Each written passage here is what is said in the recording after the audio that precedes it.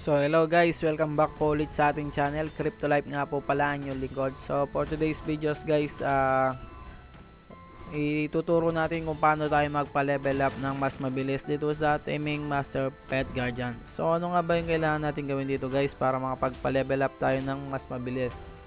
So may mga nagtatanong kasi sa ating comment section kung paano daw makapagpa-level up dito. So ito yung yung dapat nyong gawin guys. Siyempre kailangan nyo munang kumuha ng mga pet na magaganda. So ang ibig ko sabihin dun guys is kailangan nyo ng mga pet na nasa mga legendary or heroic or S plus, o mga value niya is nasa S plus plus yung mga ranking niya guys. So kung wala naman mga A plus plus guys, pwede na siguro yung ganun, basta maganda yung ranking niya guys, o mataas yung rarity niya. So kung legendary yan, mas maganda. Tulad din sa akin guys, ito titignan nyo. So ito yung nasa party ko guys, yan nasa A++ lang tsaka isang S+.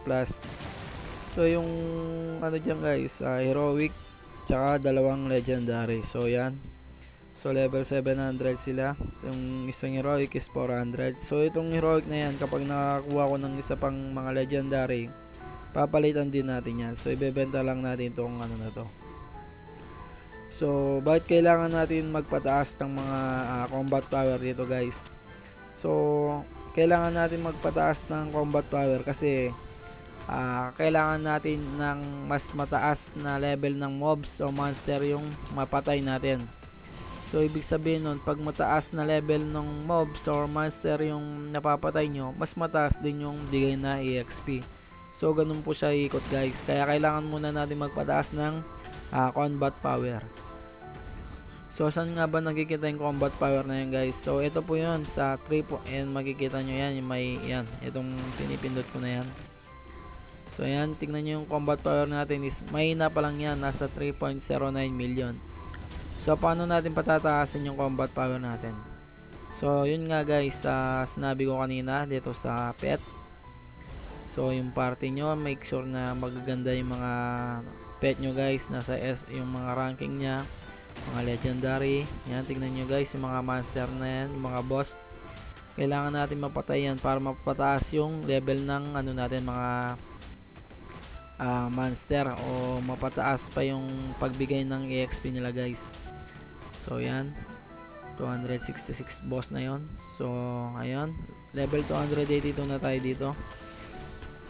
So pagkatapos niyan, tataas din yung mga yan dito guys, nakakapagtaas ng combat power yan.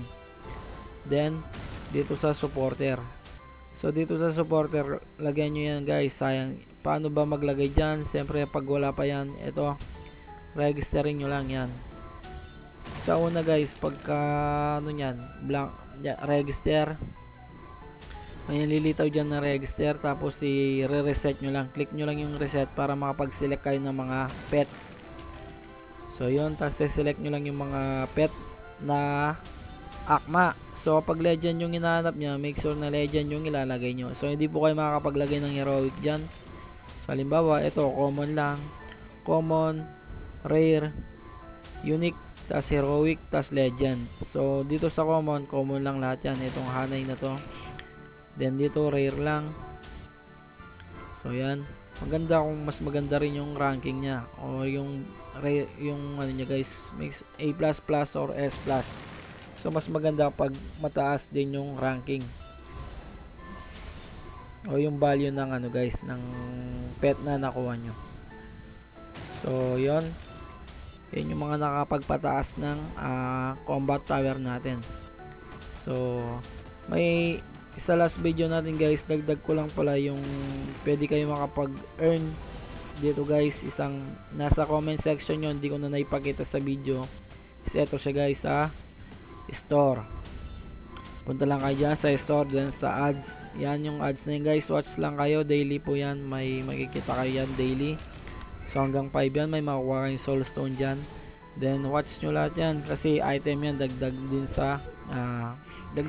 sa kita nyo yan guys. So yon, saan pa nga ba yung pwede tayo makapagpakuha ng combat power o mapagpataas yan. So dito din sa summoner, make sure na ito guys sa summoner, yan yung staff, necklace, ring at saka talisman. So everyday po may watch ads tayo na 3 beses. So 10 po yan guys, 10 na summoners. So total nya is 30 kada staff, necklace, ring at saka talisman. So bakit nga ba kailangan natin mag-summon ng mga ganyang item guys? So kailangan natin yan para sa skill.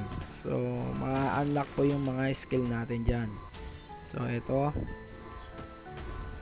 saan nga ba na ito guys, sa skill yan, nakadepende po yan sa mga makukuha nyong mga sa item guys, doon sa sinabi kong summoner kanina. So kung mas maganda marami kayong pang summon yan tulad yan.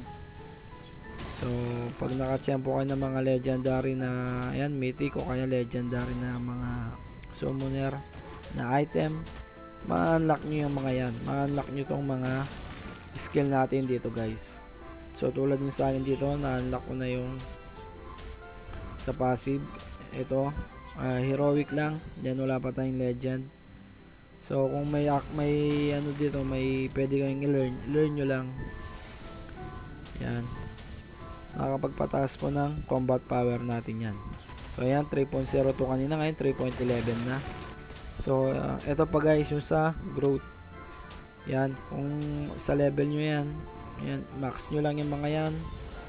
So yan, nakakapagpataas din ng combat power. Then itong sa research, so dito sa research is kailangan natin is yun nga yung gold dito guys, yung pera natin yan.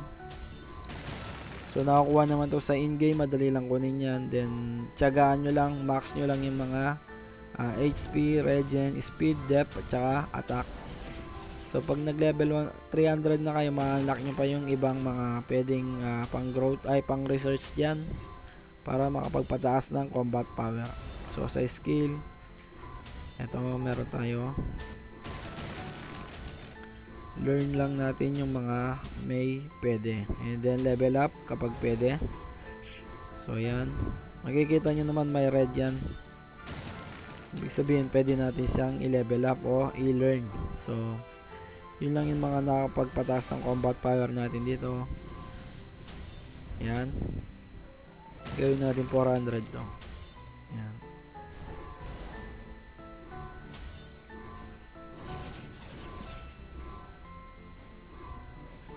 So saan ba tayo pwedeng kumuha ng mas mabilis na gold dito guys? So meron po dito yan sa explore, then yung gold dungeon.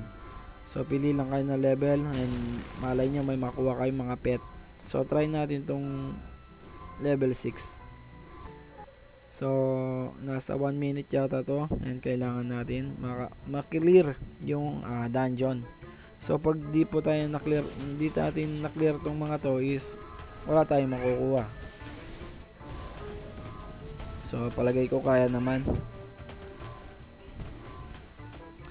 So yan guys, wait lang kayo ng 1 minute. So ito po yung timer natin. Yan, ito. Yan.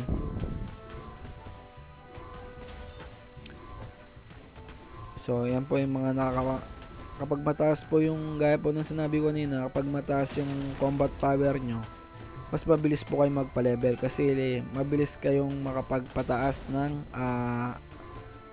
makapag-level ng monster guys. Yung kung mas mataas yung level ng monster na kaya nyong patayin, mas malaki yung bigay na EXP. So ganun po siya guys, kaya kailangan natin magpataas ng combat power para mapabilis yung pagle-level up natin at marami tayong mapatay na mataas na level ng mga monster. So make sure pala guys na patayin nyo yung mga boss. Ayan, yung mga boss dito guys.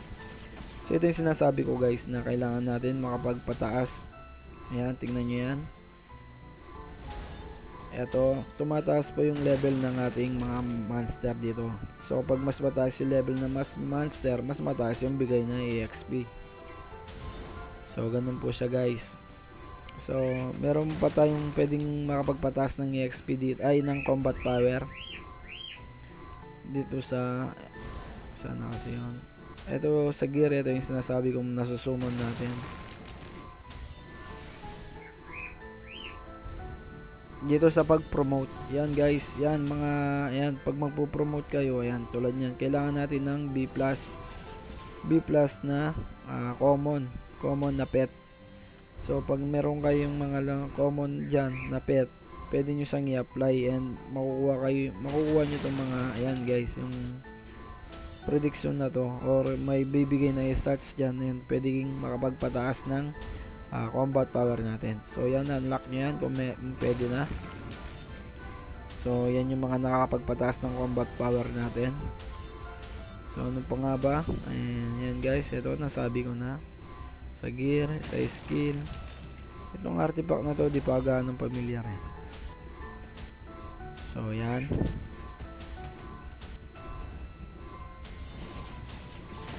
So yun lang guys, mga tips natin for today's videos na kailangan natin para makapagpa-level up ng mabilisan. So kailangan natin mapataas yung combat power natin para mabilis natin maklear yung mga boss dito sa ating adventure. So yun lang guys, kung nagustuhan niyo itong video na to at nakatulong, make sure na mag-subscribe po kayo sa ating channel and click the notification bell para updated pa kayo sa mga next videos na i-upload natin patungkol sa mga NFT games and mga review and mga sa tips and tricks na ginagawa natin. So yun lang po, peace out.